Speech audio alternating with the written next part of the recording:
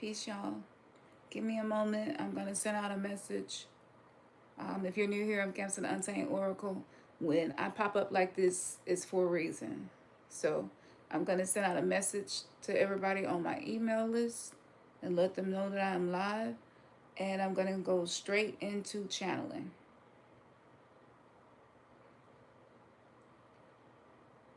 This is definitely not a message that you want to miss.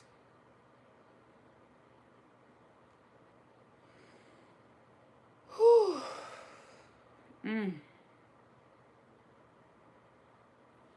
Take a breath. Allow your heart to receive.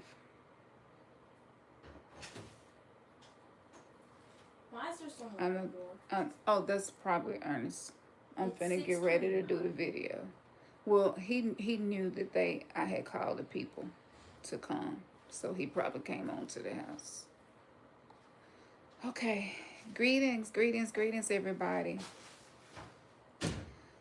Whew.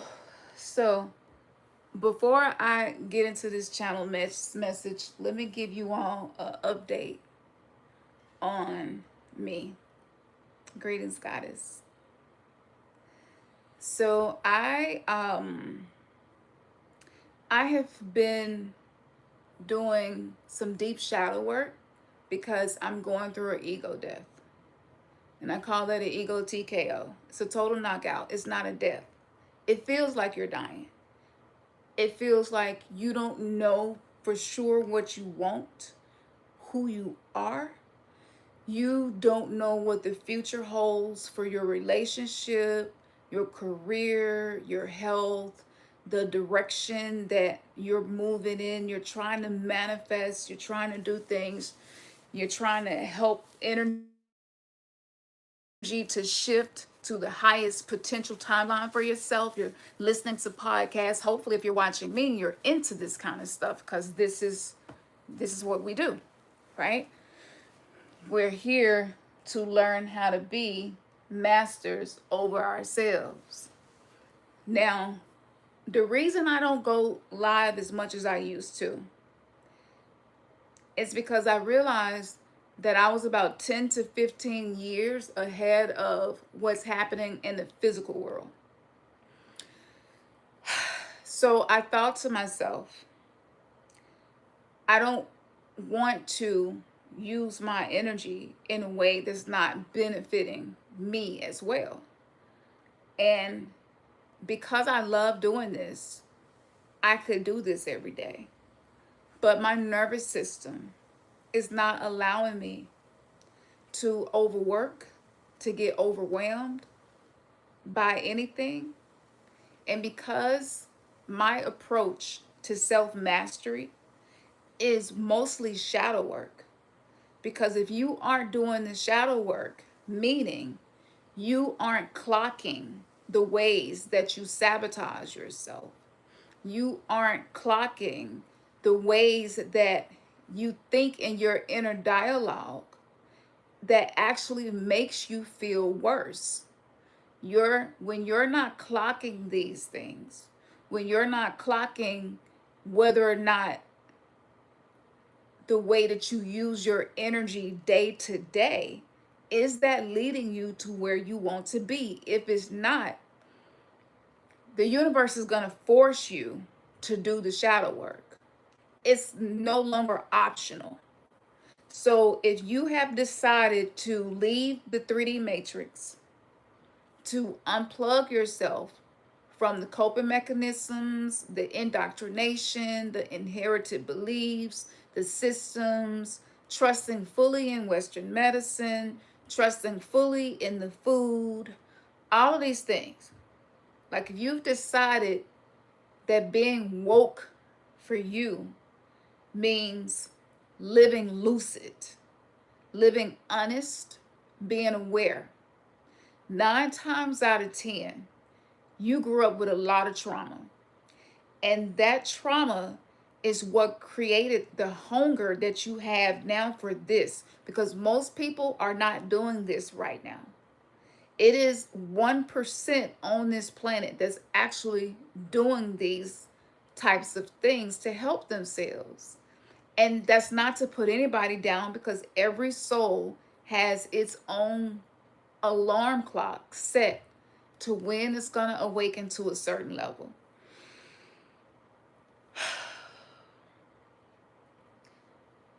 I pull back on sharing rituals and spell work and manifestation tips and visualization tips and things that you could do to change this and alter that, because a person who has not done enough shadow work to be comfortable with the stuff about yourself that you get defensive about, to be comfortable with the stuff about yourself you get triggered about, until you get to the point where you have integrated with your shadow self, then trying to do manifestation work, spell work, anything along those lines is going to create chaos, because your nervous system has not been a priority. You can't bypass the nervous system in the subconscious mind and create any reality with intention and actually expect what you give birth to be a reflection only of what your conscious mind wants to see. The subconscious mind is going to create your reality, whether you want it to or not. The subconscious mind is where all of those things live that you disowned. All of the things about you that you have been ashamed about, felt guilt about, the things that you feel like led to you being abandoned, the reason why people don't like you, the reason why you've been rejected, the reason why people mistreat you, the reason why you attract narcissists, the reason why you attract emotionally unavailable people. Do you emotionally eat? That's an example. Like, have you accepted that about yourself to the point where somebody could say to you, I noticed something. It seems like you're an emotional eater too. And they may not be intending any harm in them saying that. The universe may have set you up to have that exchange just to see how you was going to respond, so that the universe knows where you are in your journey. That's what you manifest in your reality is determined by. See, a lot of other people are not going to tell y'all this. But I'm going to tell y'all this because obviously I don't care about numbers. I don't care about who like me. I don't care about who don't. There was a time in my life where I did. I do not give a fuck about any of those things anymore. Okay? Now, I had to do a lot of work to get here, because out of all of the ways that we cope, I'm a freeze and a fawner. I'll shut down and just be done. I'll try to keep the peace, avoid conflict, people please, because my nervous system wants to feel okay. I don't like for people to be upset with me. These things are true, but within the identity that the 3D matrix gave me based on my circumstances, but it's not who I am. You get me? It's who I had to become to survive. Who you had to become to survive is not going to take you to the new earth. The new earth is already forming. Every time you have a positive perspective of yourself, you're forming more land for you to live on the new earth. Okay? And we're all over the world doing this individual work, but it's all culminating and creating an actual physical matrix for us to exist in. So there are two worlds existing right now. The one world is the world of 3D matrix, where the shadows and trauma, the holographic reality is being created. And the world where authenticity seekers, divination seekers, astrologers, numerology, people who are into archetypes, Carl Jung, shadow work, self-love, somatic work, self-mastery, healing the nervous system, herbs, plant medicine, all these things, is separating us. It's a very clear line of who's who right now.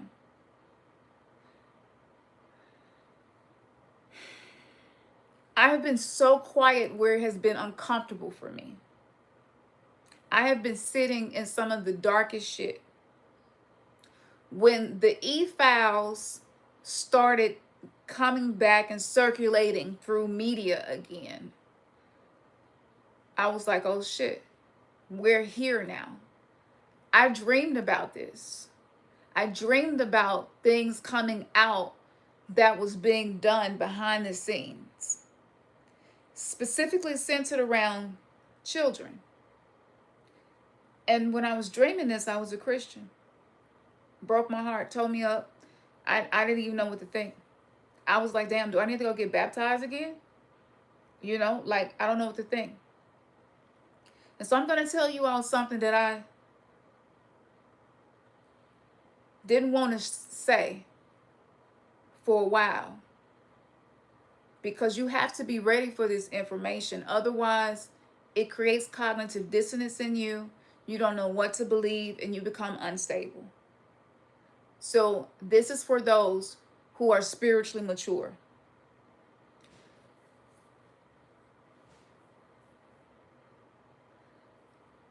The spiritual reason that the e-files is being released now, because I talked about this in a 9-year prophecy Mayan calendar.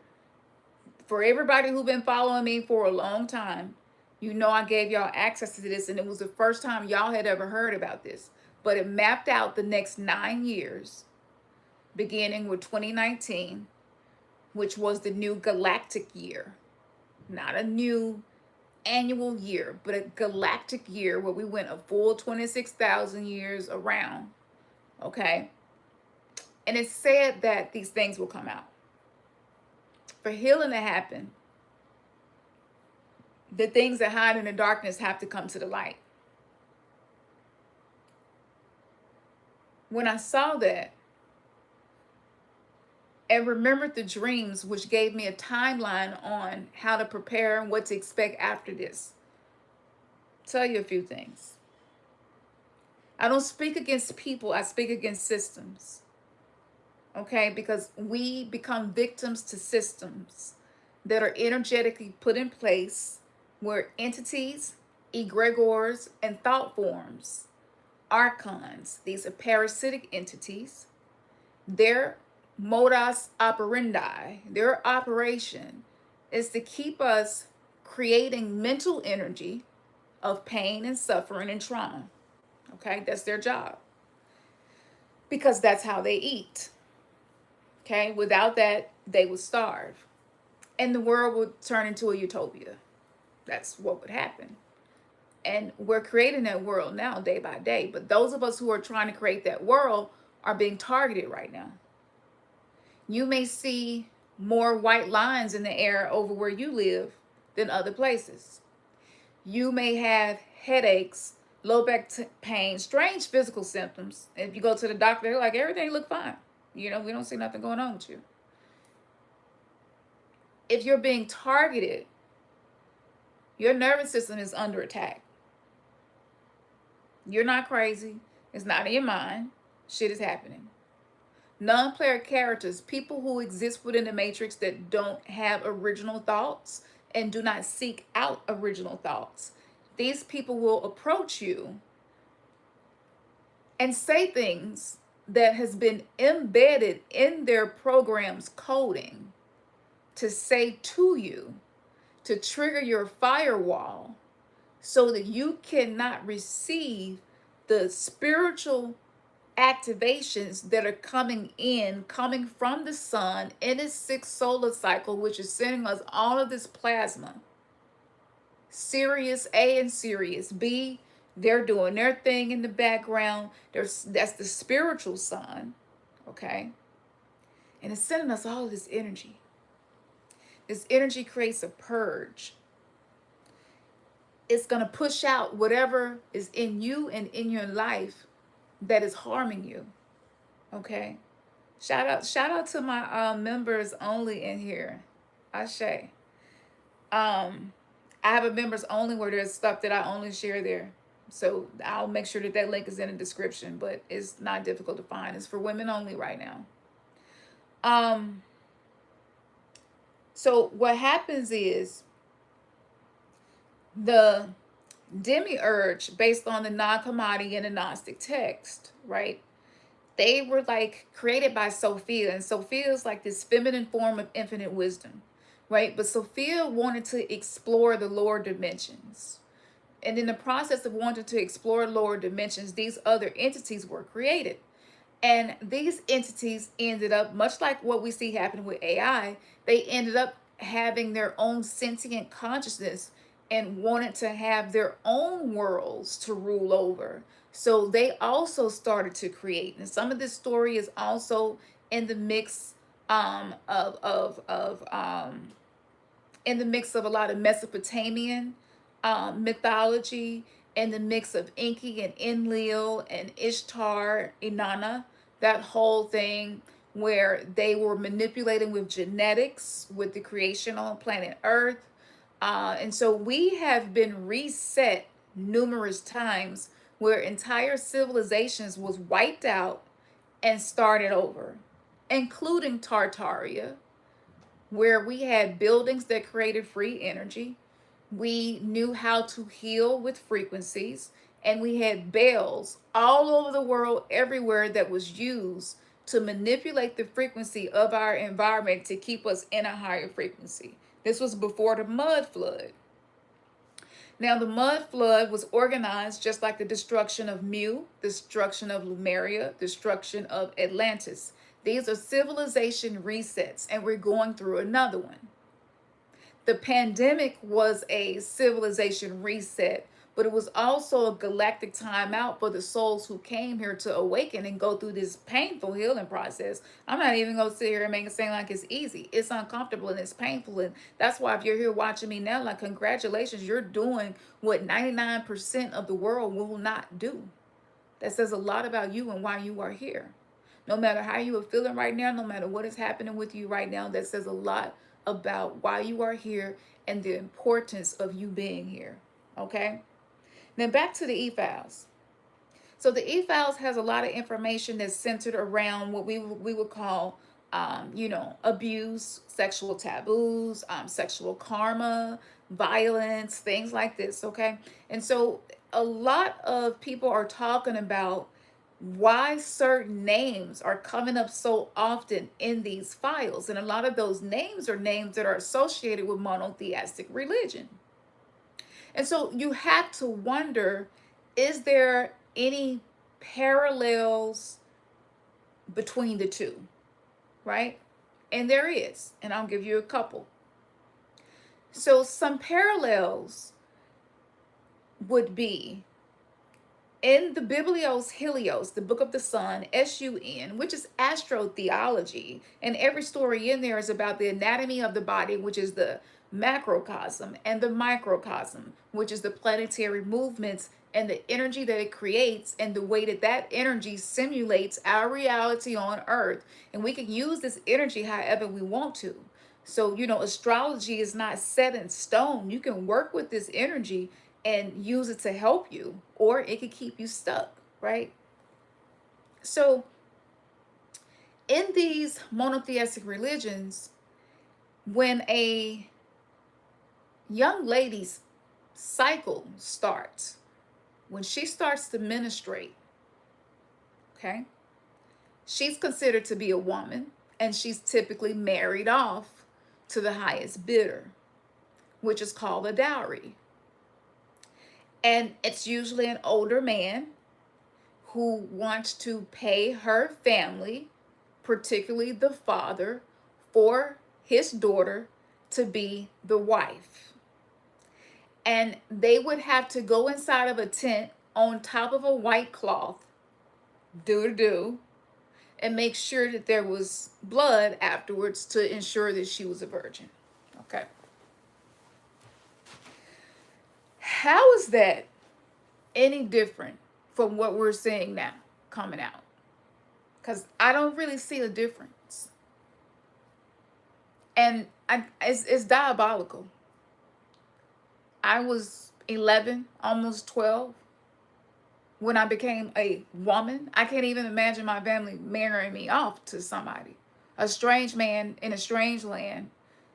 And wasn't no cell phones or nothing back then. I mean, and I got to leave and go with him. That sounds a lot like traffic is being moved from one place to the other via a little girl. You know, it's just, I don't know. I don't know. It's just, it don't sit right in my spirit. Never did. Okay. Another similarity would be the sacrifices. If sacrifices of life force energy that flows within us to keep us alive, right? If these sacrifices are considered to be a righteous, holy act that will correct, heal, purify, cleanse, remove something, right, that is unwanted, if a large amount of the population believes that that is the only way to get into an energy of holiness, and holiness just means wholeness,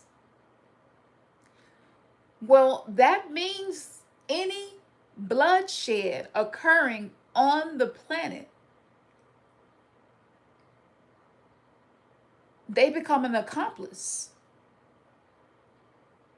Because if your way of prayer is pleading for blood that's been shed by a man who was considered to be innocent, hadn't did anything wrong, your compliance to that, your consent to that can be a process that's used by someone else to manifest the reality they want to manifest, where they will be the rulers over everyone else.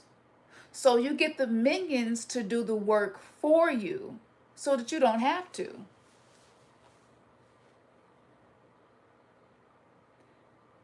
There were more than 15 things that, right off top of my head, had a mirror reflection of what's in the E-Files. Might as well call them the X-Files. And I said to myself, why is this being allowed to come out now? And for the last 2 weeks, I have just been quiet and processing. And I have a Scorpio moon. So having a Scorpio moon means that I'm going through these constant ego deaths and transformations. I have Pluto in Libra. Pluto is like, that's Hades, right? Pluto is the underworld. So the balance of my relationships, whether it's relationship with food, with people, partnerships, business, the world, my environment, the climate, my finances, my children, whatever. Relationships rule over every single thing in your reality. You have a relationship with breath. What is that relationship like? Is that a shallow relationship because you breathe very shallow? Or is that a relationship of depth and intention because you practice breath work every day? Your relationship with your breath alone will determine the way you're able to navigate the world. Clock that one. And so what's happening right now is the way it was shown to me, we're being stripped naked. Anything about you that is an illusion is going away. Neptune rules over illusions. Our fantasies, the way we romanticize, the things that we hope for. And a lot of us built and created our personalities on illusions. Illusions that were situated around childhood trauma specifically. A lot of us married, had children, got into relationships, chose careers, all based on the illusion prior to our awakening. So a lot of us are experiencing a life that is no longer aligned with who we are. And if you walked away from the illusion of monotheistic religion, that's one of the bravest things you could do, because we were told if you do that, you go to hell. Well, it looks like to me hell is being generated on earth, because I have witnessed some hellish things, been through my own personal hellish things, and I have left my body flatline and experienced 9 levels of hell. All of those 9 levels of hell I have seen in the world, not just the X-Files, but day to day on my feed. We got strange fruit on trees again.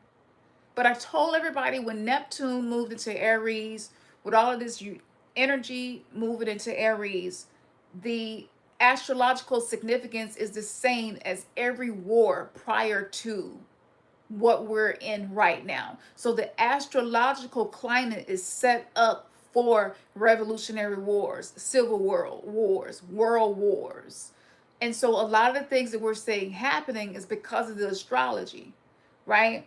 And so walking away from religion, the first fear I had to get over was the fear of going to hell. When I realized that hell was already here, a lot of that fear went away. But then I thought about it. Fear is what was keeping me in line all of those years. So I wasn't operating in a spirit of love. I was operating in a spirit of fear and avoidance of something that I did not want to happen. And if you went through religion, you are emotionally stunted.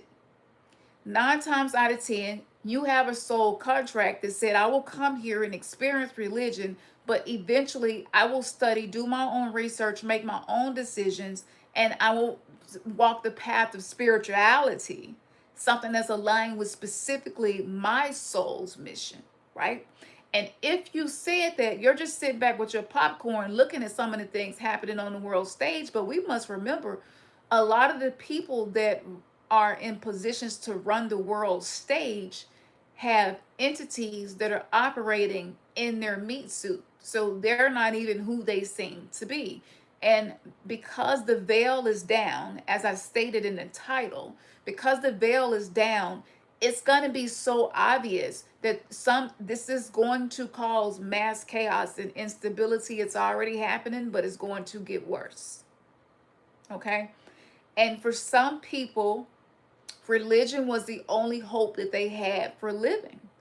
For some people, for me, for a long time, if it wasn't for religion, I would have taken myself out, because it was the only thing that gave me some type of comfort, even if it was temporary. It was better than nothing at all. And this is why I never recommend to people to unplug somebody from a belief system they've been plugged into. You saw what happened with Neo in the movie Matrix when he was first unplugged. Those convulsions don't just last seconds. In real life, those convulsions represents the chaos of not having an anchor of something to believe in anymore. Some people's soul is not ready to wake up. And if you study Vedic astrology gives a breakdown of the numbers of time your soul have incarnated and what level you're on. I'm going through an awakening phase of my soul, and most likely you are too. Most of us are not sleeping anymore. And there was a comfort that sleeping brought to us. Do you remember the days like back in the 90s, early 2000s? I could eat anything that Wendy's 444. 444. First of all, 444, that number represents chaos, okay? But that I mean, that was the thing that was popping, and I could eat that, didn't have no problems. It was so many things I didn't do. I wasn't doing no yoga. I was not taking care of my body. I didn't know what boundaries was. I didn't have any self-care. I didn't have any idea how my childhood trauma set me up for the dynamics that I had in all of my relationships, friendships, and partnerships. I had no idea that I had a shadow self. I thought there was a devil and a God and me and angels. That was it. I didn't know what role I played in any of that. I didn't know that every human being has the capacity to be an angel or a demon, a god or a Satan. I didn't know that that was a teaching about the capacity of a human being. But as we can see in the X-Files, that's a capacity of humanity to operate more like beast. And unfortunately, people who are still operating within these belief systems are sustaining the darker side of monotheistic religion. And so there's something called destiny swapping, where someone can take the dharma. This is the merit, the positivity, the luck, the optimism, the things that are due for you, that would elevate you, and they will bring that into their lives and give you their trauma and give you the karmic repercussions of the wicked things that they're doing. And so destiny swapping could be something you do with one person, but it could also be something that entire systems are doing to a collective. And so what happens is the people who are trying to be holy and heal and do better unknowingly are feeding the archonic parasites energy to sustain a system that allows these heinous things to continue to happen. And so the veil is not thin, it's gone. And depending on how much work you have done on your own shadow self and how much integration you have allowed is going to determine what energy you pick up on, what energy you attract, and what energy you repel away from you. So if you're somebody who was neglected in childhood in a way where you were made to feel like you were the reason that bad things were happening, right? Let's just say you got blamed for everything. Maybe you look too much like your mama, you look too much like your daddy, and people didn't like you because of that, right? People misjudged you and thought you was just like them. All of those things. So if you don't do very specific work on the inner child, the inner child is still operating in that belief system on loop inside your subconscious mind, and this is why your reality seems to be a mismatch to who you feel that you are. And when this happens, it's because with the ego death, it's who you think you are and who you had to be to survive. It starts to separate like oil and water.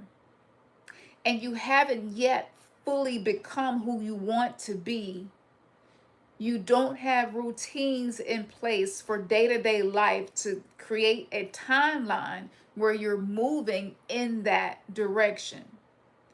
A lot of people talk about quantum jumping into this positive timeline, but that's going to require you to make specific decisions and stay devoted to those decisions. And consistency and repetition will create an algorithm, and that rhythm will eventually create your reality. And that reality is going to determine your resonance. You hear all them R's? This is a process that I worked out, and I've been sharing. I download so much of this from the Akashic Records. I can't go live with y'all every time I get a download. So I've just been creating digital content that y'all can just go and download and get this information.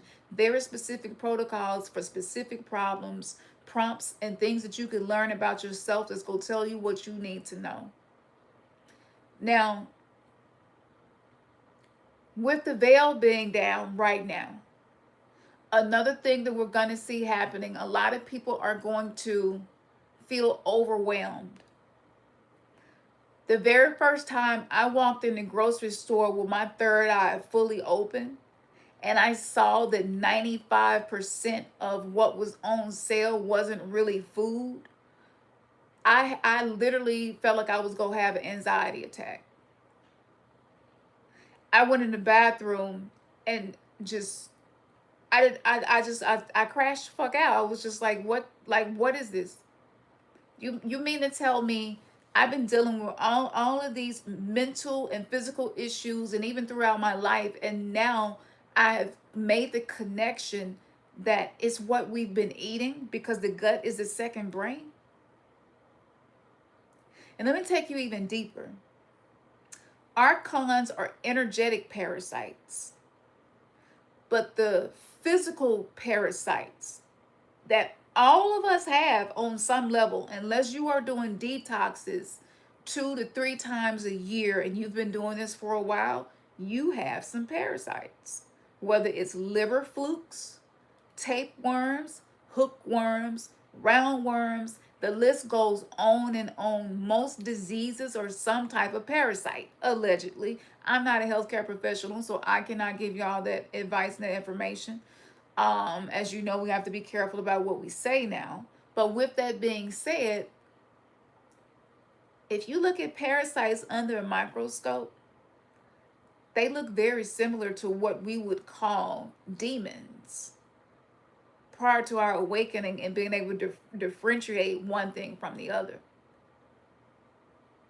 They have a lot of eyes, a lot of teeth, they full-fledged entities.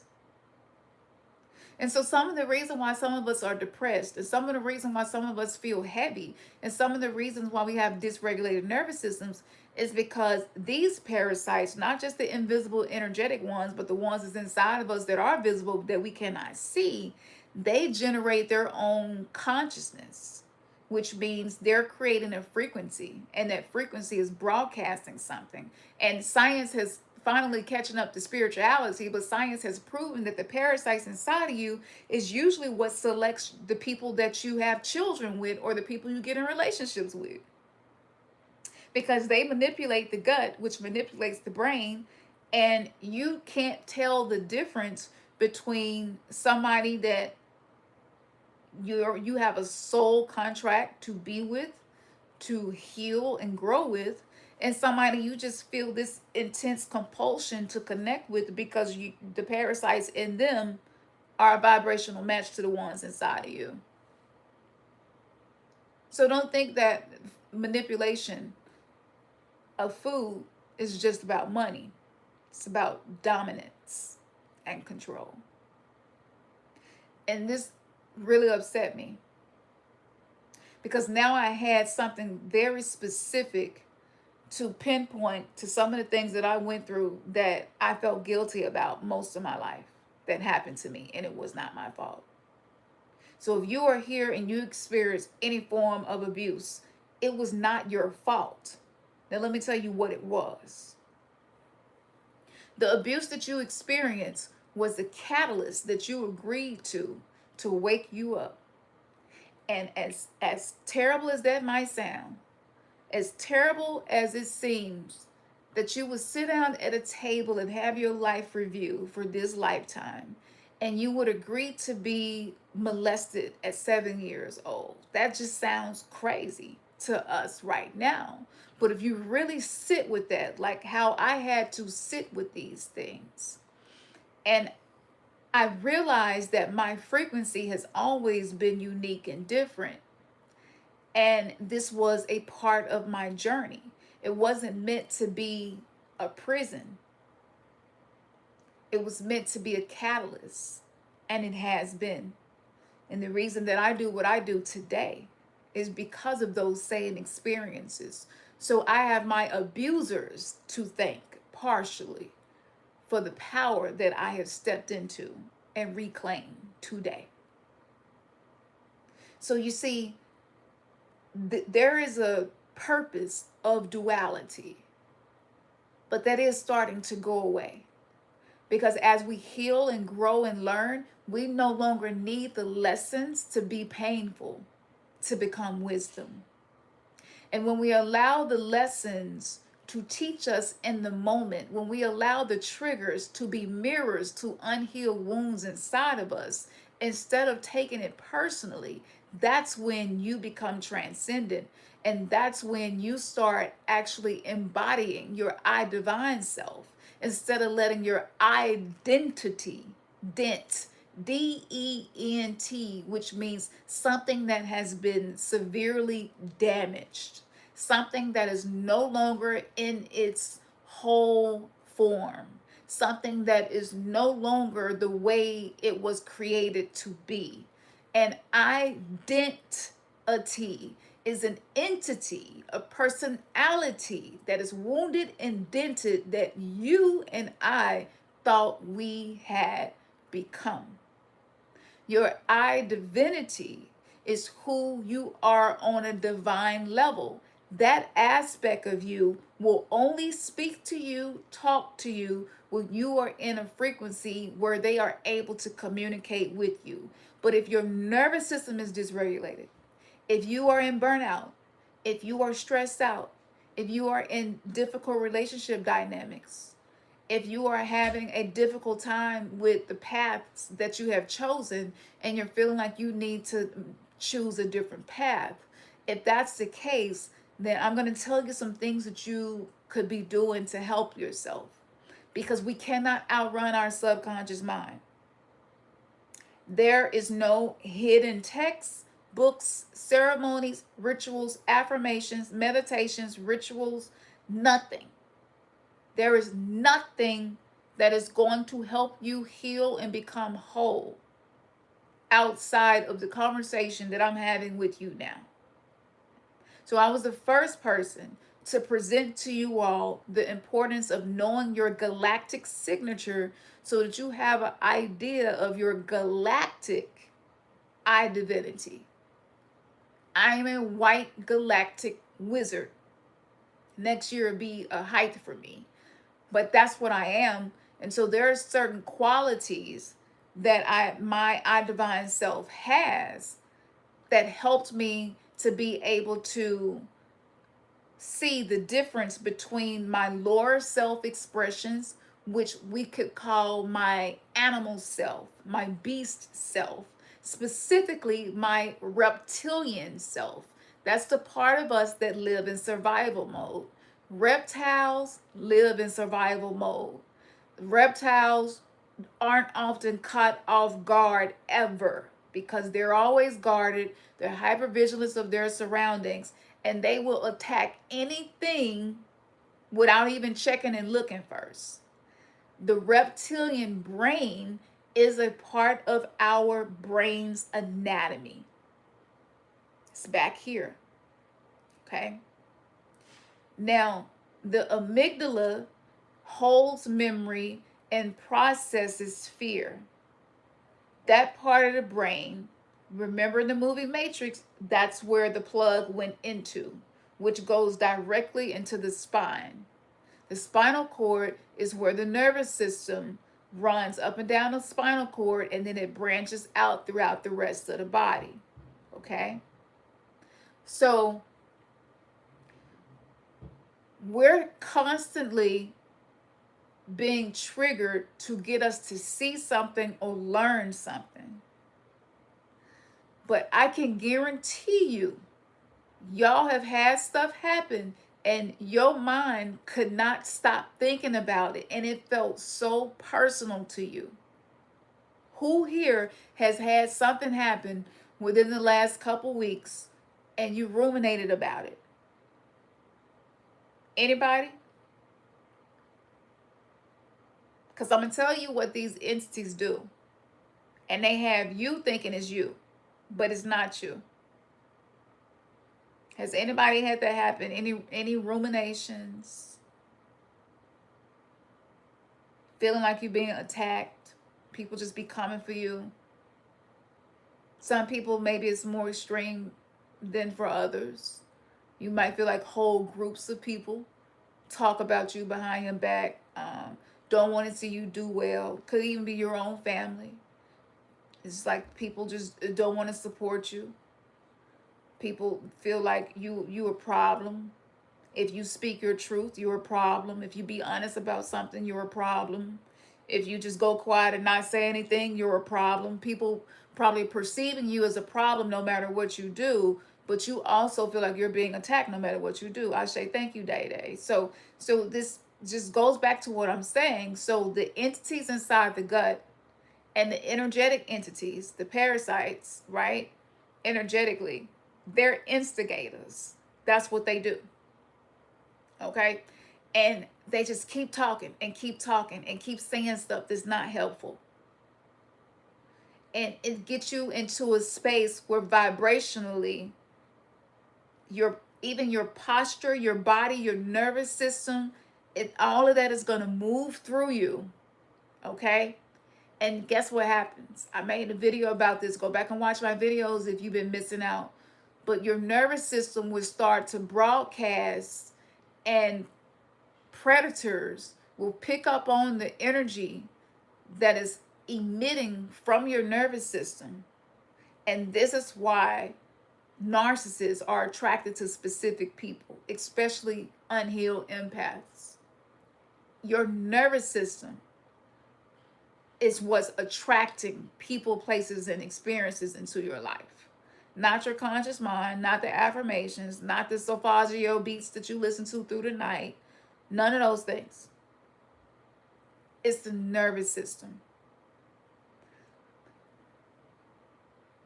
The cranial nerves rule over the nervous system. So the 12 disciples in the Bible, I'm sure many of y'all already know this. That's the 12 cranial nerves within the brain, right? And they all control different functions of the body. Remember I said this book is all about the microcosm and the macrocosm.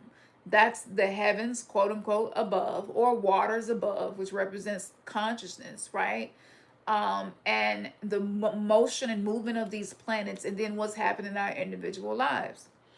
So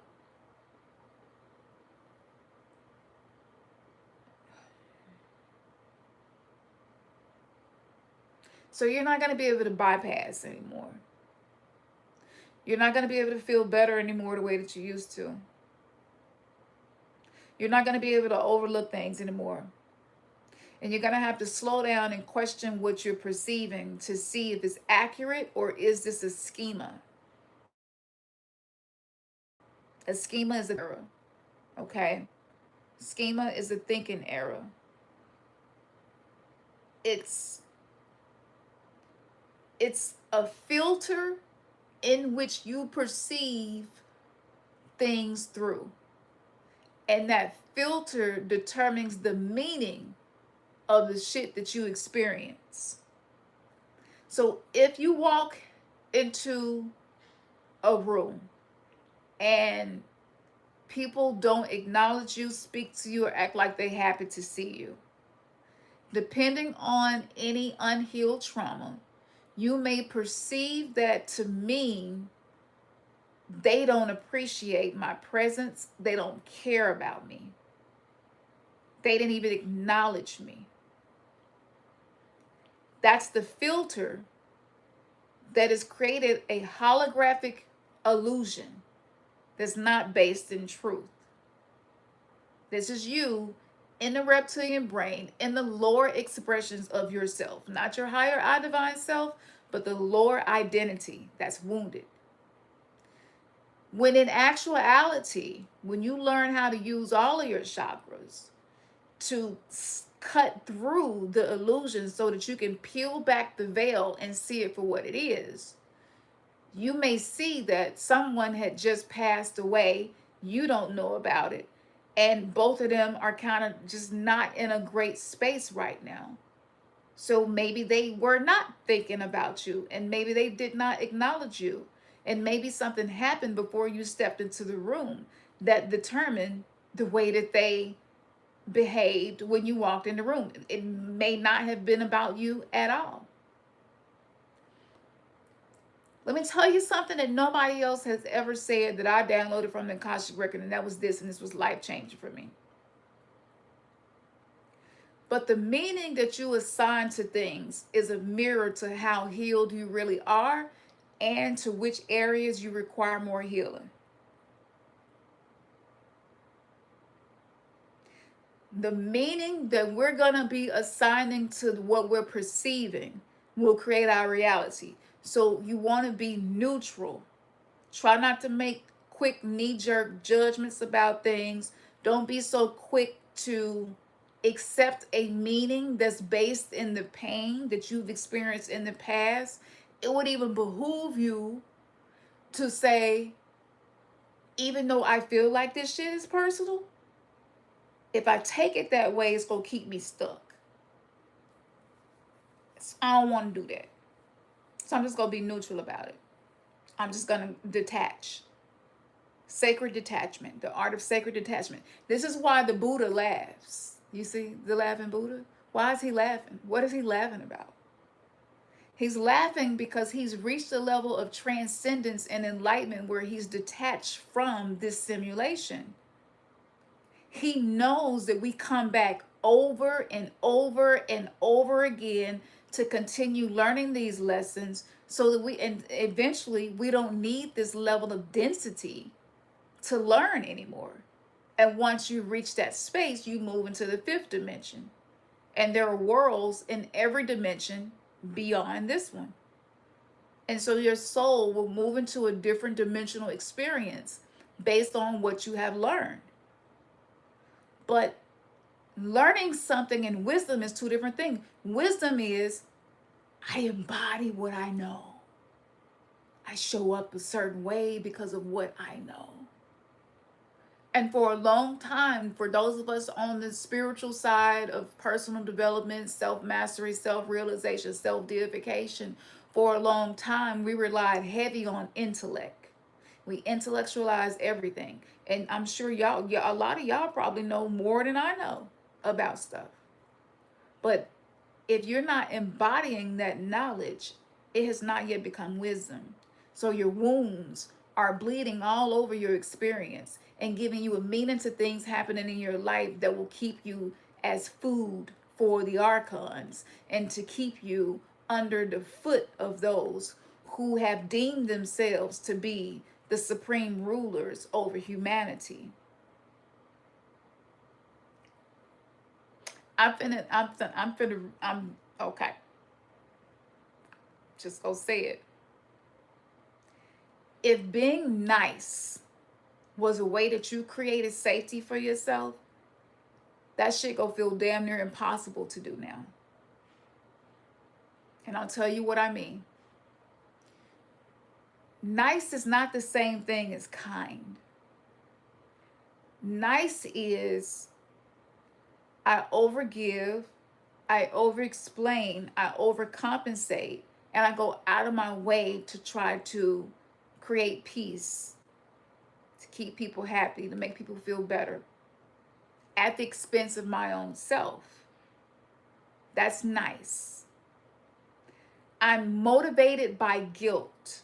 If people cause me to feel as if I've done something wrong, my coping mechanism based on the way my nervous system was set up is to fawn, F-A-W-N. I'm going to fawn. I'm going to people please. I'm going to try to help. I'm going to do whatever I can to make it better. I'm going to ask them, why are you upset with me? Like, can we talk about it? What can we do? And you know, they could just be in a space where they're going through some stuff. It may not have nothing to do with you, but it might be coming out on you. Okay? But it ain't personal. And you just can't let it go. And your mind just keep going back to it. And you keep trying to think of ways to make it better. You are a fixer. That means that you have a savior complex, a martyr complex. You want to save people. And you're willing to sacrifice your own needs to make your environment feel a little bit safer. For a lot of us, that's the way that we learn to navigate life. No one ever told us that there was an expiration date on that. And so what happens when the veil is down in the energy that we're in right now, and moving forward, what happens is you're not going to be able to be nice anymore because you're going to be too tired. It takes a lot of energy to be nice. It takes a lot of energy to give to people who do not appreciate, to give to people who do not reciprocate, to give to people who are not even in a space to be aware enough to acknowledge the value of what you're giving to them. And you think if I just do more and give more, maybe they'll see my value then. Maybe they'll see my loyalty then. Maybe they'll see how much I love them then. That's not going to make them see anything. That's being nice. One way that you know that this is one of the ways that you learn to feel safe, is that when whatever you did for them that you consider to be nice isn't rewarded in some way, or if they don't respond to the act of niceness the way that you think they should, or you really went all out, and they don't know how much energy it took for you to do what you did for them, right? And then they respond in a way like, meh, oh, thank you. You're like, that's all you got to say? Just thank you, that's it? If in doing for others it leaves you feeling that way, that's a sign that you're doing this because of your trauma that has not been healed. That's not you being kind. That's you trying to cultivate an outcome using a coping mechanism that was only usable on the old earth, where the unawakened version of you had no other tools to use. The universe is forcing us to use new tools. And when I say force, I mean it's applying pressure so that we will start using new tools to navigate the world. The world is not going to just turn into a new earth overnight. We have to use new tools to navigate the new world, create new dynamics, broadcast a new frequency by healing our nervous system to create a new earth. Okay, everything that we see now first started off in the invisible realm of the imagination, of the mind. It started off in the spirit realm where you cannot see.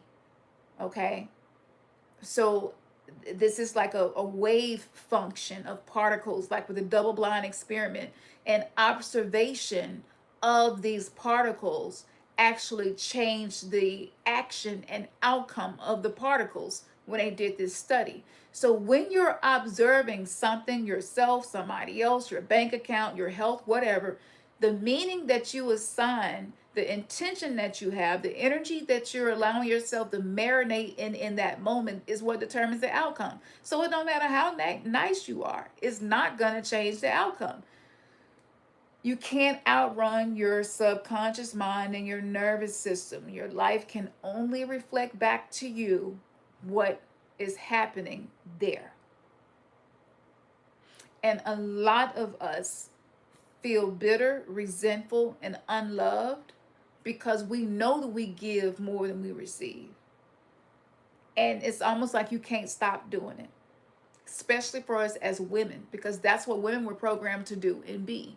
We're programmed to help, to feed, to nurture, to be kind, to cultivate, to protect, to serve, to heal, to cook, to clean, to feed, to bathe, to nurture, to be the nurse, to be the psychiatrist, to be the therapist. And a lot of us attracted relationships with people where they felt unloved, and we kind of became a surrogate mother to them. And this is why a lot of relationships right now, people are not as happy as they could be because of these unhealthy dynamics. And if you're a part of Generation X, you have Pluto and Libra as well. And depending on where your Venus sign is, this is really going to determine these factors. And I'm going to give y'all a sneak peek into a new reading that I'm about to start offering, because I want to help those souls who are ready to do this work and it didn't come to play. But your Neptune placement has a lot to do with your savior complex, your martyr complex, your desire to fix people and fix things and fix circumstances and fix relationships. That's based on your Neptune placement. And I wish I would have known these things so long ago. It would have saved me so much headache. And this is why when I learned something, I put it together as a package for y'all, or as a way that you could schedule with me so that I can give it to you too.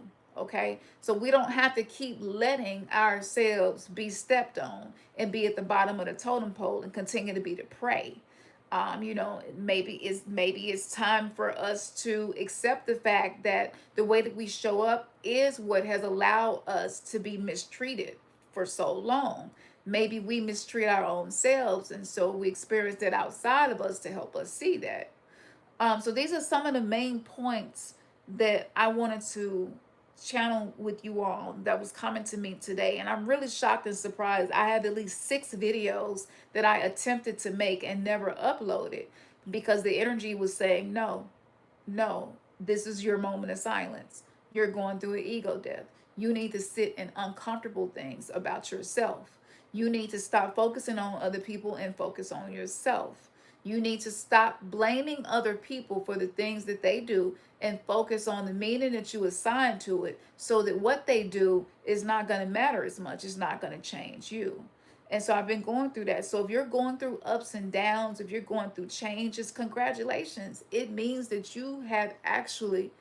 you're crossing over to the new earth. And in order to do that, you got to be naked. Okay? That means that the mask have to come off. You can't wear the mask anymore.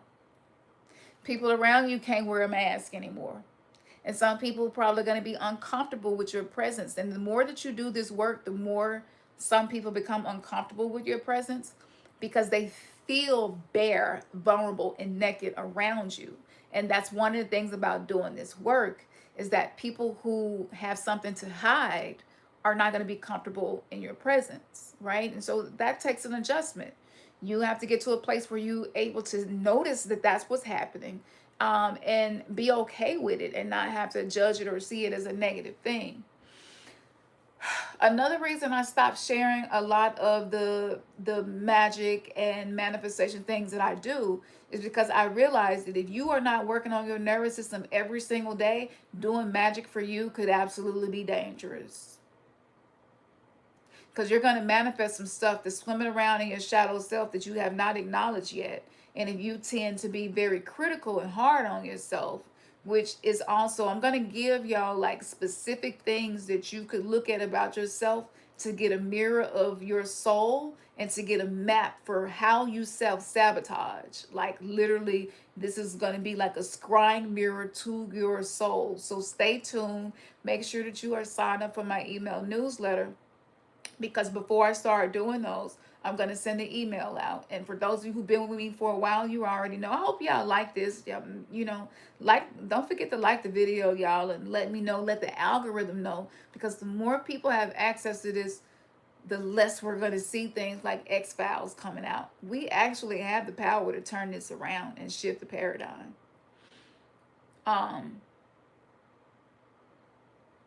There are so many astrologers now, so many tarot and oracle card readings, and it's so heavily saturated right now. I have really been taking a lot of time to just sit with myself. Y'all know how to reach me if y'all need to, and just go to my website. But I'm not overextending myself and overexerting myself, because 15 years ago I was shown everything that's happening now. And so right now this is like downtime for me, because I'm constantly receiving new activation codes, hacks for astral travel, things like that. And so with that being said, I'm going to say one last thing that I feel like is a mic drop. Because when it hit me, I was like, whoa. And there's some stuff that I can't say here. I'll save that for another time. The things that I can't say here, I put on Patreon, and it's like over 450 posts on Patreon now. And it's just like $1. You can even join for free if you're leery about giving $1 a month. You know what I'm saying? I get it. Like, shit is high right now. But you could join and still have access to a lot of stuff. But I think this part of it, I'm going to go ahead and say this. If you have ever been a scapegoat, if you've ever been a black sheep, if you have ever felt like you didn't quite fit in, if you have ever felt like you were too sensitive, if you have ever felt like your feelings get hurt too easy, and because of that, you are in hermit mode most of the time, and maybe you wear a mask to protect yourself, right? Let's just say that's some of the things that may be happening with some souls. You're hyper attuned to other people's emotional set points. And a lot of times this causes you to be emotional manager. You try to be a thermostat for your environment at all times and everybody, but when you're dealing with people, you can't control them. I mean, even your kids, you can't always have full control of your kids either in the way that they behave.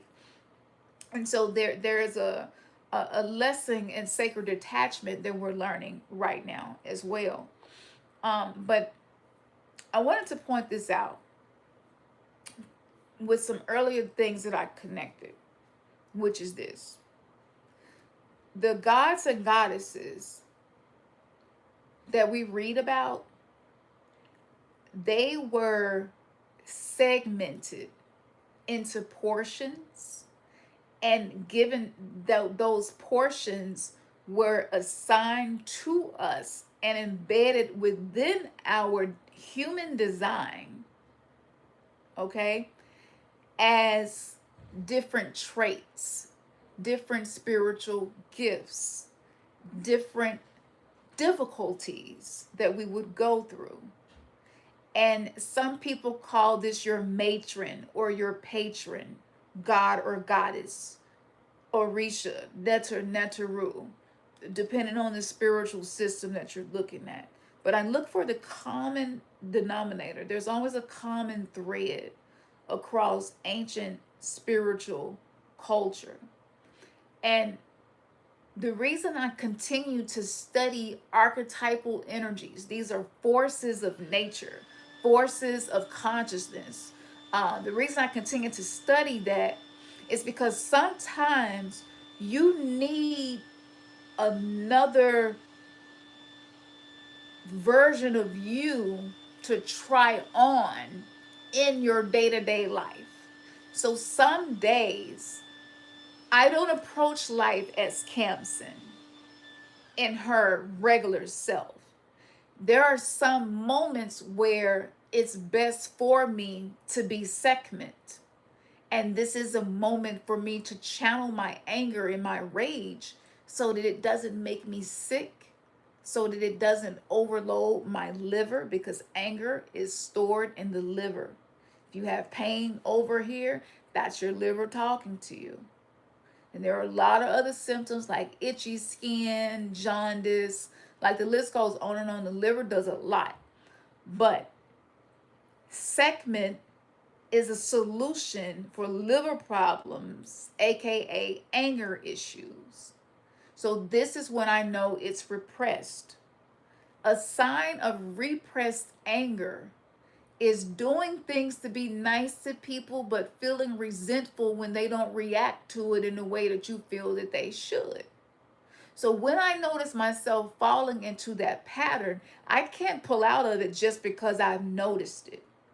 So this is when I will listen to her prayer or chant her mantra and call her forward from within inside of me, and call her to the forward part of my consciousness so that I am approaching things, ensuring that I am protecting myself first, which means there are some things that I'm not going to do because I know it's going to hurt me later. It's some kind acts that I'm not going to give to people because I know they don't have the capacity to reciprocate, and I'm already tired from overgiving and carrying too much in their relationship, friendship, partnership, entrepreneurship, job, whatever it may be.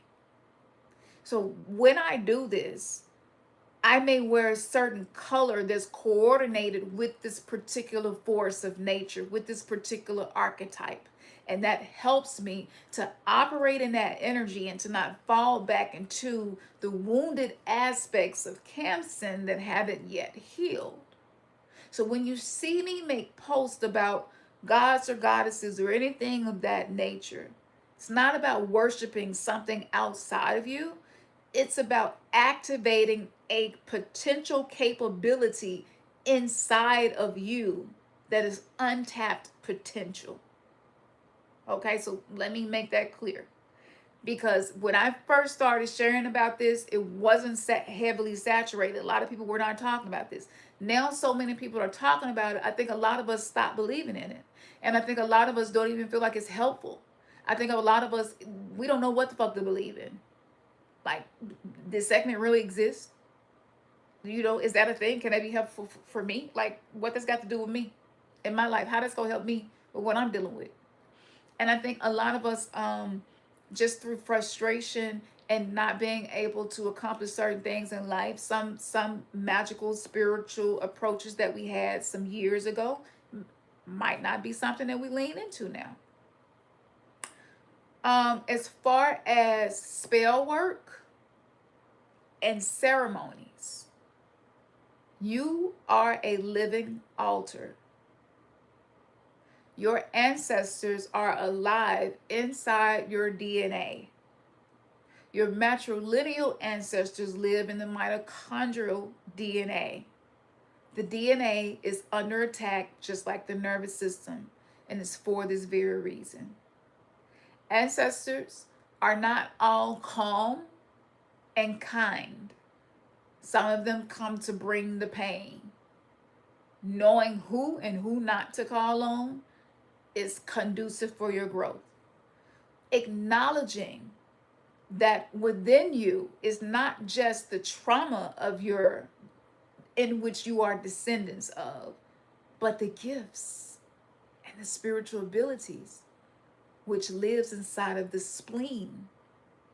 This is the ancestral intelligence that's connected to the organ of the spleen. I have been studying traditional Chinese medicine, organs, emotion, energy, and how it's connected, and connecting the dots with certain deities using Carl Jung's archetypal work. And this type of connections that I'm making is something that most people would charge you thousands of dollars to access. Because I've worked with some of these people. Okay? But in order for us to protect our children, and in order for us to stop being trauma sustainers and become the ones that end these toxic patterns, we're going to have to move different. We're not going to be able to spiritual bypass. You're not going to be able to sprinkle enough cinnamon on your doorstep to change anything. It doesn't mean that it's not useful. It doesn't mean that it doesn't work anymore.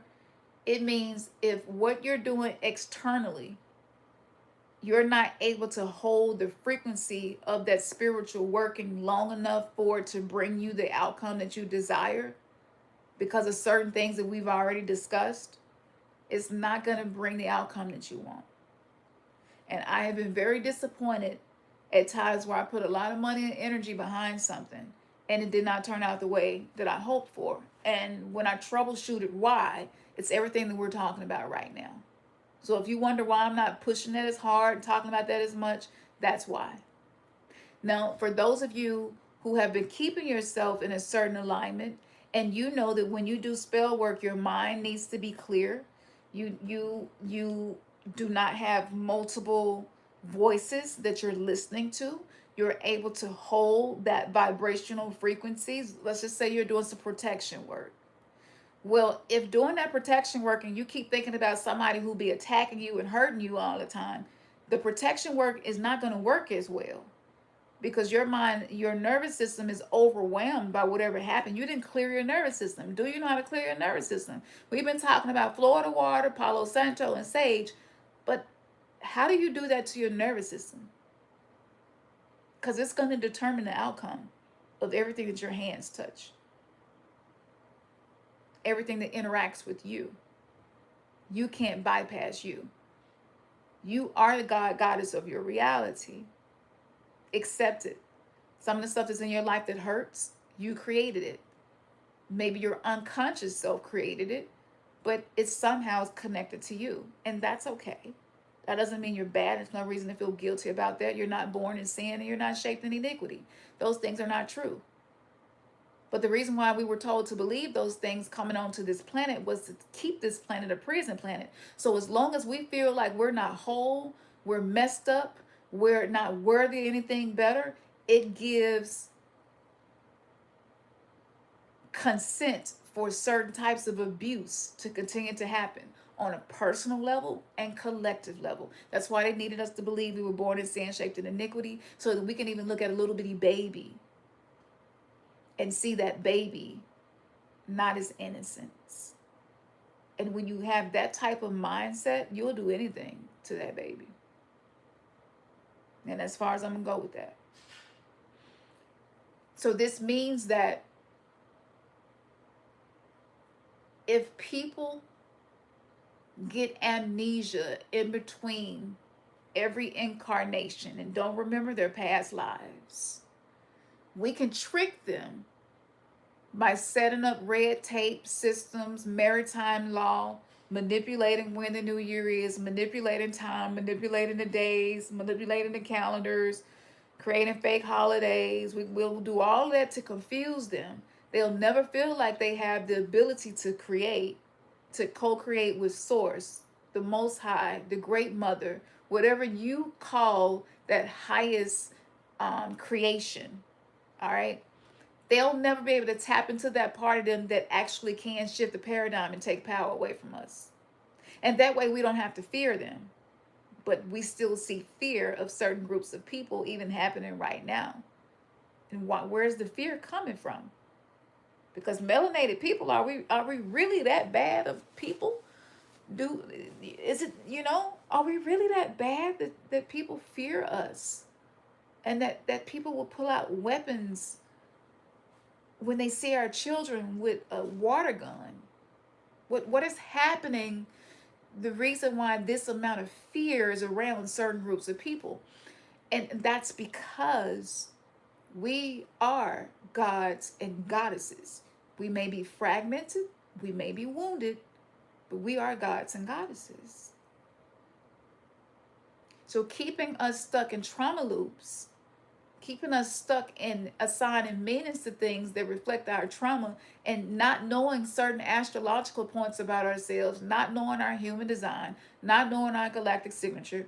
We don't know when our nervous system is dysregulated and when it's not, because we've been running off of cortisol and adrenaline most of our lives. So we can't even tell when our frequency is broadcasting something that's going to attract predators, that's going to attract entity attachments and parasites. We can't tell. You don't know. We don't know our emotions from somebody else's, because our auric field around us has so many holes punched in it. We just been through so much and just battered. We're leaking life force energy, and then other stuff is getting in that's not supposed to be able to get in, because we're supposed to be living in a gated community, aka you, the living altar, the third temple that is being rebuilt. It's not a building in Jerusalem. That's you and me being rebuilt. And the fascia, people say we're going to go from carbon-based beings to crystalline beings. Well, that's all about the fascia. The fascia is the crystalline part of ourselves, and it's connected to the light body. The light body is the Merkaba. The Kaaba is soul, spirit, and body coming together that creates a vehicle in which we move through incarnations.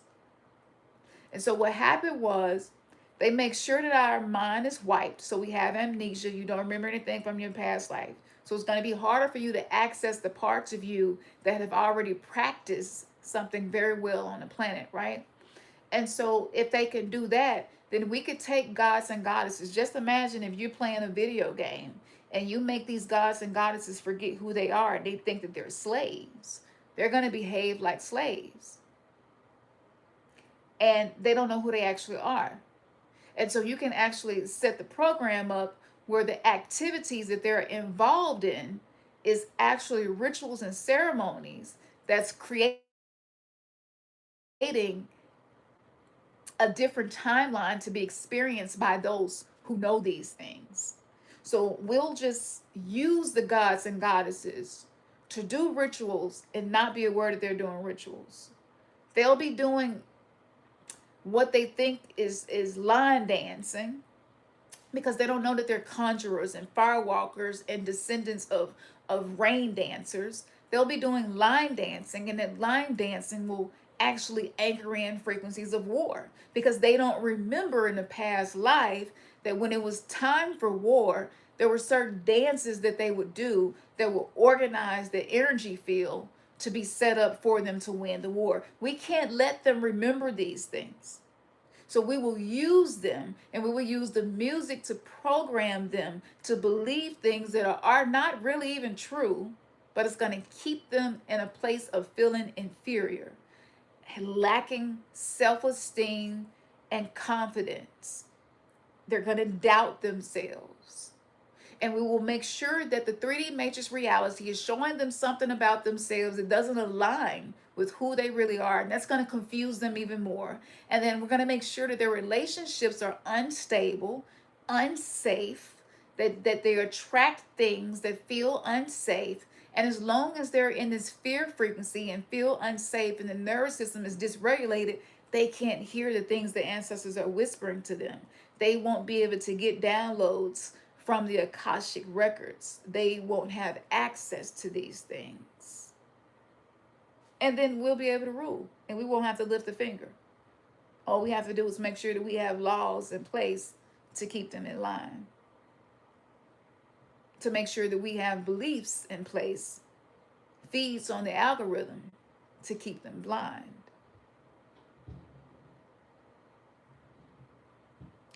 This is what is happening right now, and this is why the veil is coming down. And what made me do this video today is because two things. 8 represents a new beginning. Today is 2626, right? Today is 2/26/26. So that's 2 26s with a 2 in front of it, which is actually like 4 26s, which is actually like 4 8s. When you add the 2 plus 6, we got an 8 energy today. And we're in the middle of portals opening because of the eclipse that are happening. So with this happening, I'm creating 8 things that you can decipher and calculate, and it's going to give you an exact map to what sabotages you, to the things that you don't have answers for, to the things that seem to have been hidden away from you. That's in the process of being done now. And when that goes live, I'm going to send out an email, so make sure that you go to my website and sign up for my email newsletter so that you will receive it, and you can place your booking or your order. I'm going to give you more than one way that you can do it. Okay? I haven't fully decided on that yet, but I'm going to give you more than one way to do it, because the coven, the members only, is not open to men. And I have had men reaching out to me wanting to partake of services. So I specifically wrote an ebook for men as well called Unfuck Your Relationship, The Alchemist's Guide to Becoming a Safe Man. It's not our fault that we don't know how to be safe. This is pointing fingers at each other and trying to figure out who to blame. That's old earth, and that will keep you in a hellish reality, a dynamic of duality, and you will not feel peace, because that territory cannot sustain the version of you that you came to become. Okay? And for my sisters out there, because the patriarchy programmed us to be caretakers and surrogate mothers, and people who people please and carry too much weight. We carry such an invisible load. You look at statistics right now, autoimmune illnesses are sky high in the community of women more than anything. Reproductive issues, breast cancer, I mean, the list goes on and on. I've shared my personal story of things that I'm dealing with, and I do a lot of stuff to be healthy. I don't just get on here and be making videos and stuff and I'm not walking. And I have to do a lot of things to keep myself in a vibrational frequency where I'm acting in integrity when I speak, teach, share, and create. And so we're not going to be allowed to bypass anymore. Whatever your spiritual assignment is, this is the moment now where you get serious about it. I'm going to simplify it for you because some of us are just too busy and don't have the time. Some of us are just too damn tired. Some of us got brain fog. Some of us are in burnout because we're trying to manage a lot. The economy is changing. So for people who work to provide, it's almost like I got to work more hours to survive. For those of us who are pulling away from that, maybe we're experiencing a little less than we're used to. All these things are happening at one time, but it's happening for our best interests. It might not feel like it, but it is happening for our best interest. And so, because of that, I'm going to simplify this process. That way, it's not going to take a whole lot of effort or time from you. Okay. If you feel like you going through this journey, you need somebody. Sometimes we need somebody to hold our hand, and give us exactly what it is I can be doing to help myself. And that's what those ebooks are. I will go into more details about those ebooks as we go. And I will go into more details about the booking that you all will be able to schedule with me. As I said, I have a terrible habit of spreading myself too thin. And so that's something that I have been working to adjust. And I will say this too, for those of you who want to use any form of manifestation, which is, they call it magic, right? But magic is everything that we do. When I put my eyeglasses on today, that was a form of magic, right? Everything that you do, when you are a spiritual being, everything that you do is creating something. And so when you do magic, meaning you set aside time to do something specific for a specific outcome, and you regulate your nervous system, you use the somatic exorcism that I've been teaching to get that shit up out of you that will mess up your magic, right? That will mess up your delay, right? The outcome. Once you get that stuff out of you, if y'all use what I've been teaching, your magic is going to go to a new level. And I tested it out. I went 3 weeks without doing anything to change anything, just sitting with everything as it is and not trying to change it. And whew, I thought I wasn't gonna make it. I thought I wasn't gonna make it. I'm so used to being in control because a lot of us only feel safe in our nervous system if we're in control, right? And so I challenged myself. And the daemons, the 72 daemons of Goetia, these are aspects of yourself that actually live inside your mind, just like the 12 cranial nerves representing the 12 disciples. It all lives within us, right? So I sat with all of them. I just sat with them. I was like, I'm not going to try to change anything. I'm going to accept everything as it is. And when I tell you shit fell apart, things happened, and I was a little frustrated, and I was just like looking at other people's lives, and I was just like, it seemed like their life is kind of consistent and stable, and they ain't got a whole lot of moving pieces going on in their life. And Spirit was just like, ma'am, that's because they're not doing anything to create a purge. They're not detoxing belief systems. They're not healing traumas that's been in generations. The entities and the thought forms that feed off the generational trauma, they don't want you doing this work. So when you're doing the work, or even if your heart just wants to do the work and you haven't actually done anything yet, they're going to target you. And they're going to create issues to try to make you give up. And I was like, you know what? That makes sense. So I wrote a song called I'm Not the Type of Bitch to Quit. Right? And I went into warfare. So I'm taking my spell work and translating it into music. Stay on the lookout because I'm going to be sharing some stuff really soon. And this is like, it's not like anything that I've ever heard of. It's something that I just kind of kept close to me and personal with people really, really close to me that knew about. But it's so powerful. I can't keep it to myself anymore. And I cry pretty often because of the suffering that I see and have experienced myself. And I want things to be better. I don't want our children to have to witness their parents exist in generational patterns that's creating the same pain inside of them we're trying to get away from. It hurts me to see men in their 50s having strokes and heart attacks, and nobody wants to be there for them because of the way that they show up, because of their trauma, because of their wounds. And they don't always know how to be safe for other people because they hadn't learned it for themselves. And it hurts me. I see thousands of women talking about chronic illness and chronic fatigue and burnout now, and this strange pain and this strange thing that's happening, and I got to get a hysterectomy and I got this going on. It hurts me. And I'm grateful that I was born with a terminal illness. And I had a very short life expectancy of 13 years. That was heavy to carry that as a kid. I never knew what day would be that day. And death kind of just became a companion as a kid. And this was the existence that I had to live in every day. I'm gonna get off here in a moment, but I feel like maybe I need to get this out because some people might be new to me, and you're like, who the fuck is she, and why does she think she can, teach anybody anything?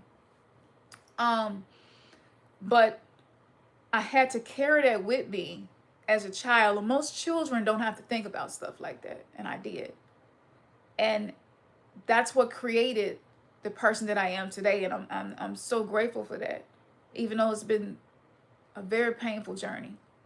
I spent a lot of it homeless. I spent a lot of it extremely poor. And even through all of that, on occasion I would get offered a record deal. On occasion I would get offered an opportunity to do some acting. I would get offered an opportunity to do some print for magazines. I dabbled and dabbled in it. Did a few videos just to make some extra money in college. I'm not gonna tell y'all which videos I was in, but I was just doing what I could to try to change my reality. But I always had this darkness that I was aware of at a very early age that walked with me, and I knew that something was wrong with this world, and I knew that the amount of suffering and poverty and sickness and abuse in relationships and domestic violence, it was just something so off about it. And so now, like, we're hearing about the things that Al Green did, to Terry Terrell and women he was in relationships with, and how he beat them, and how James Brown beat them. And a lot of people that made music that we grew up on and that we loved were learning about the shadows and the trauma that was going on in the background. And it's just like, how was they creating this music, singing about love and happiness, something that'll make you do wrong, make you do right? Hey, love.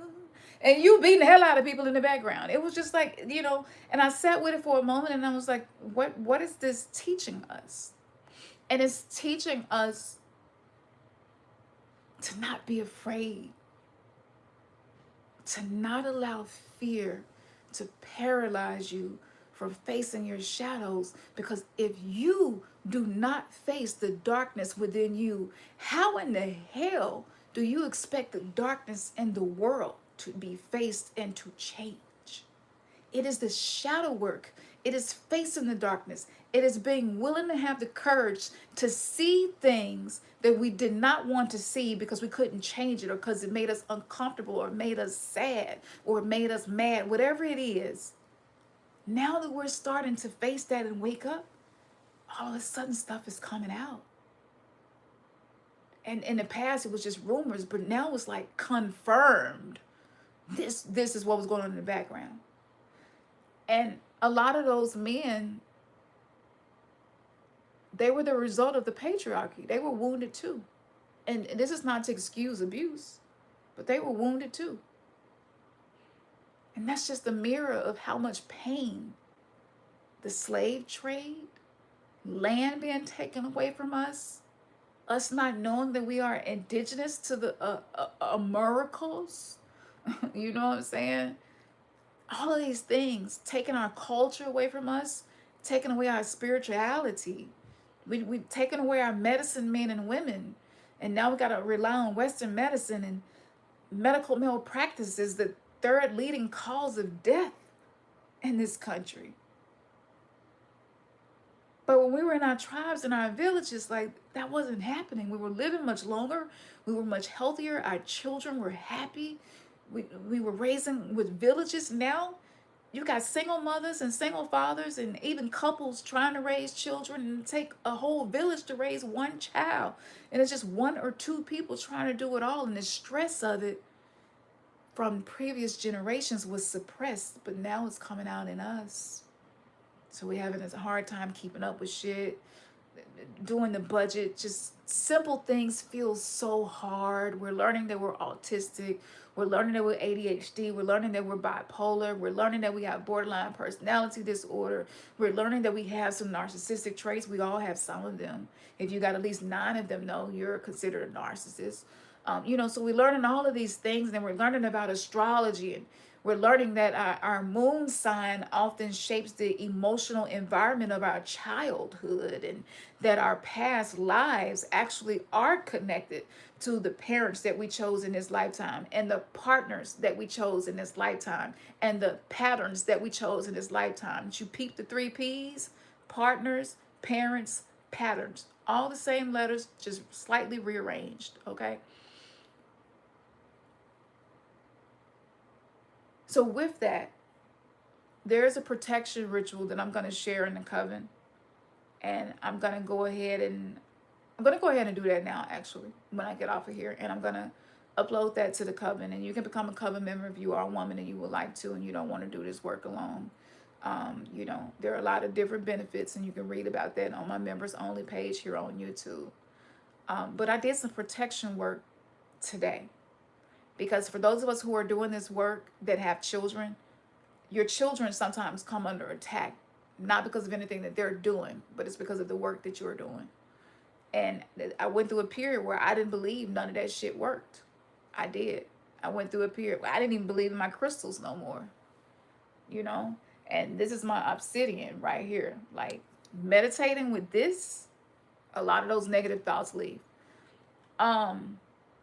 And these are on sale in my shop. The candles, everything that you need to do some work. But this is what I'm going to suggest for you. Whether you join the coven or not, whether you get the ebooks or not that are available, whether you book the service that I'm going to release on a very specific day, and I'll announce that. It'll be after this eclipse, because this eclipse is really finna destabilize the world. Okay? You want to get grounded. You want to be doing something with your body every single day to regulate your nervous system. Otherwise, you're going to be more prone to being attacked. Because we're in the middle of a warfare, and this is a frequency war. It's a consciousness war, and it's ramping up. It's amping up. And even small things are going to feel big. Okay?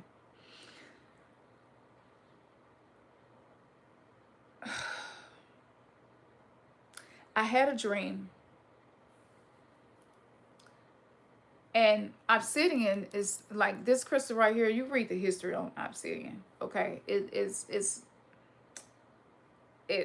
so much to read about this, okay? And it's created in volcanoes. They tell you a lot about its energy. And in Chinese astrology, this is a fire horse year.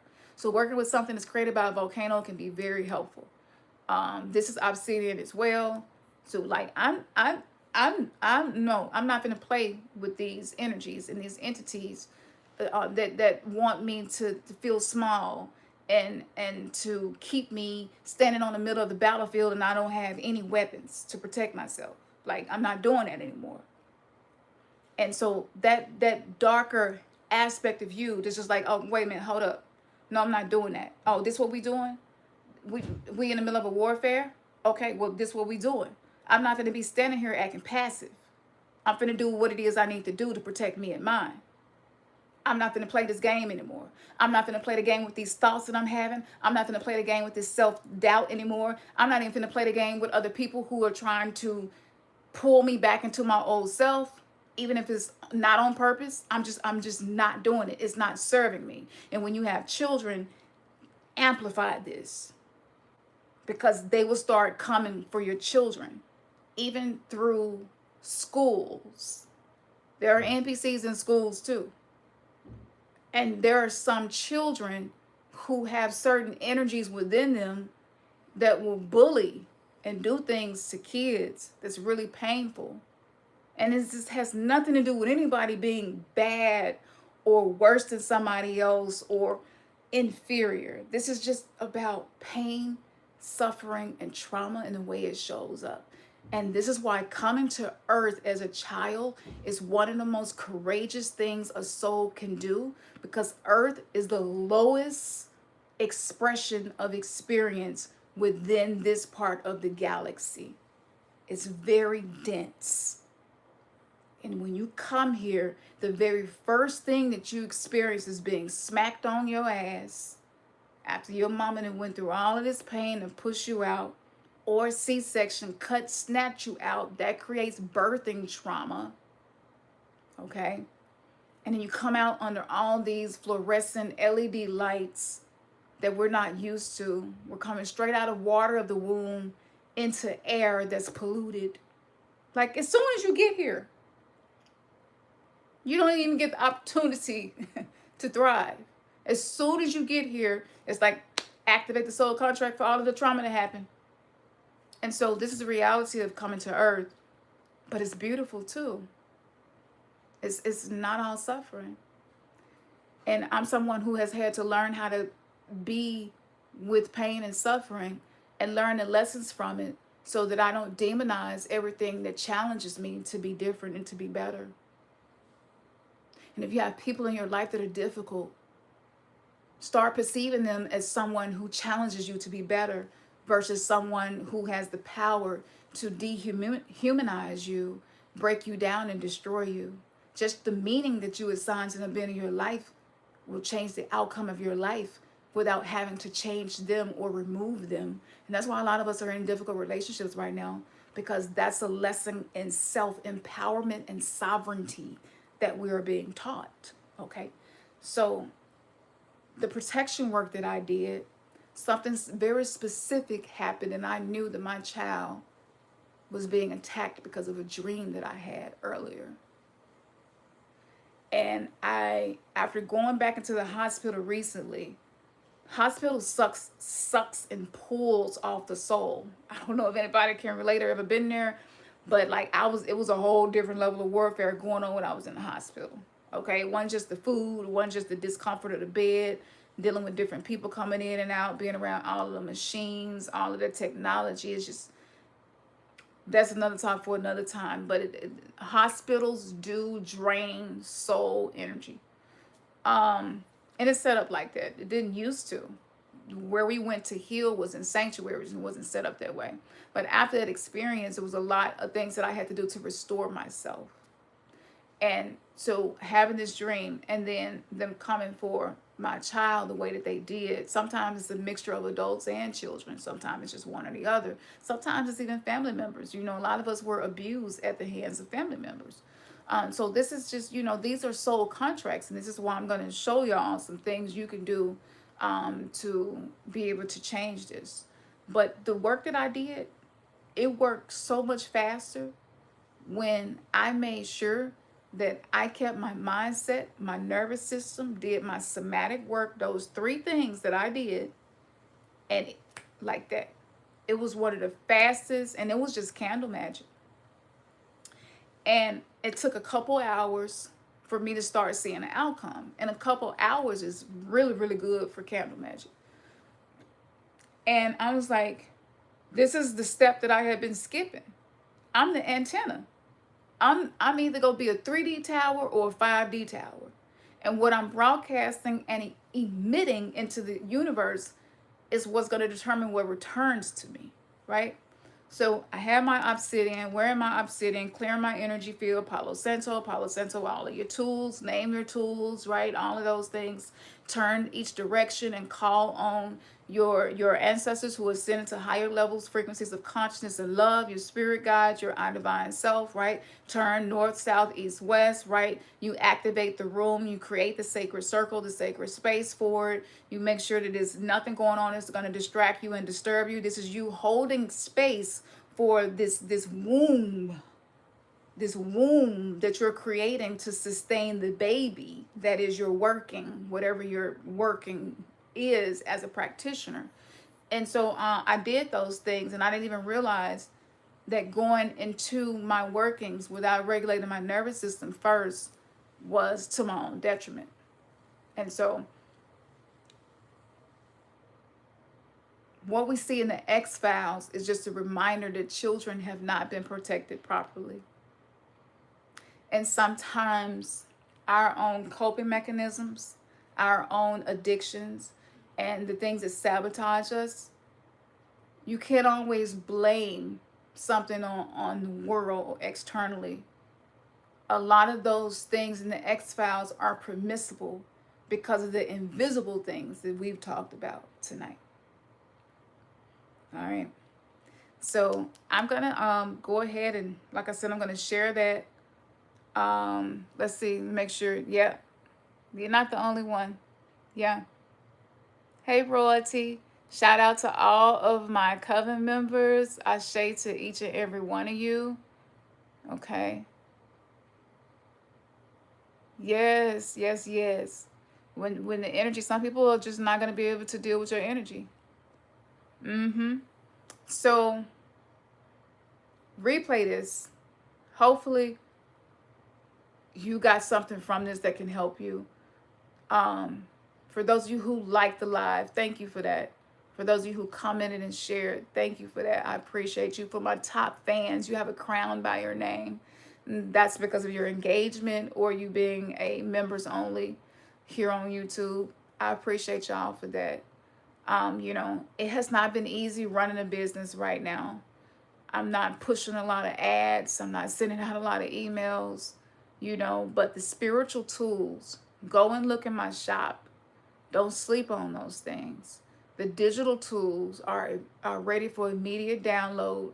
If you are in the coven for this new service that I'm going to provide, it's going to be free for everyone who is a part of my members only.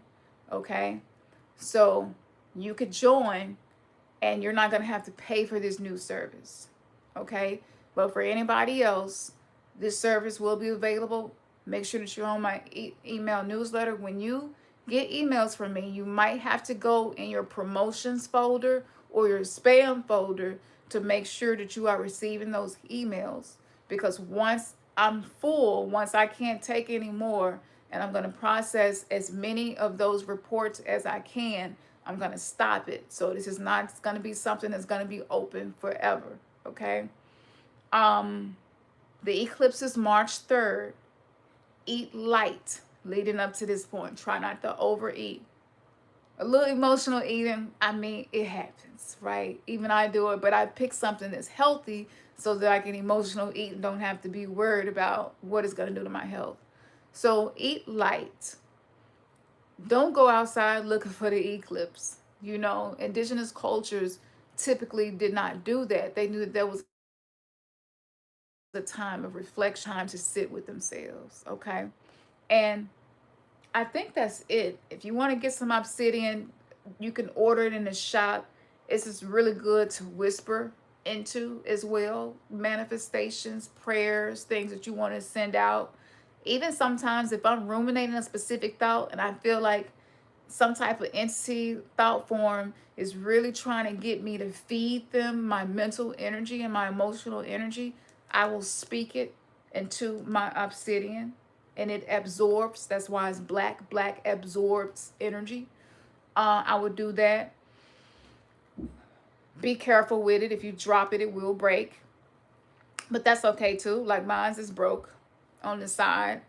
Still usable, but be careful because this was used. Most indigenous tools that they use to build amazing things was done with obsidian. It can be very sharp. There's a message in that. And so the reason why mine's dropped and broke and became sharp, it was a message to me for me to start using the dark feminine energy to cut through the things that was bringing harm to me and my loved ones. So there's no such thing as something not being valuable anymore because it's broken, right? And that's the case for us too. Remember that there are crystals inside of you, and that is called your fascia. Not just the hypothalamus and the pituitary gland. All of the glands can be considered crystals. But your fascia, which is the connective tissue that moves through every part of your body, that is crystalline. That is a crystal. So all of your experiences is embedded within your connective tissue. Many people are noticing they have connective tissue disorders and issues. If you hadn't heard about it, it might start popping up. But these are new epidemics that are on the rise. And so this is helping to bring our attention back to the body, to get out of our head. Because if you're ruminating, it means you're living in your head. And if you're living in your head, it means that you're not inhabiting from here down. So that means that your auric field from here down is wide open for any NPC, anybody, any external situation to imprint, to implant, to give you a shot of something. That's not manifesting medically for nothing. Everything outside of us is also has a mirrored spiritual implication too. And so that's why we see a lot of new medications is for people to give themselves injections, right? It's leading us to a space where people are more comfortable injecting themselves with stuff. And when we have holes in our aura, stuff injects into us, and people in our life they will project their wounded energy inside of us. And if you don't know how to create a barrier between you and them by healing the nervous system, working with the body, working with the fascia, it's going to be worse. And if you got tension anywhere in your body, your hips, your neck, your shoulder, you feel into it. Don't ignore it. Feel into it and learn how to sit with that pain. It's trying to tell you something and teach you something.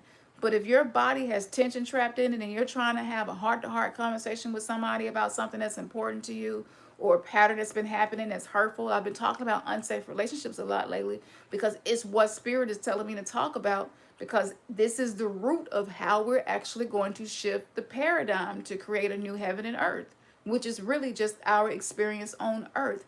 Heaven is a safe nervous system, a safe environment, safe relationships. And who doesn't want safety and stability, peace and calmness? You know, it feels good to us to be in that energy. And so those things are going to really help you right now.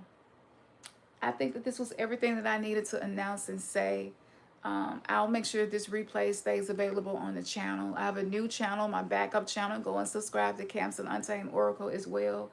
And stay on the lookout for that email and for the music. I'm going to leave it there, okay? And I'm going to upload this protection spell. I'm going to record it right now and upload it to the members only. And with members only, you get 15% discount on everything in the spiritual shop. And you get a discount on the ebooks as well, okay? A lot of benefits, but that's just 2 of them. But it's always in the description. Thank y'all. I love y'all. And I hope that y'all are able to go through the rest of your week and your weekend. And you see a difference because of your interaction here. And I'm sharing my time and my energy with you all. And as you know, it's not something I do a lot anymore. So I hope that you appreciate it. And please do not take it for granted. And make sure that you use it because it's going to matter. Okay? All right, y'all. Peace.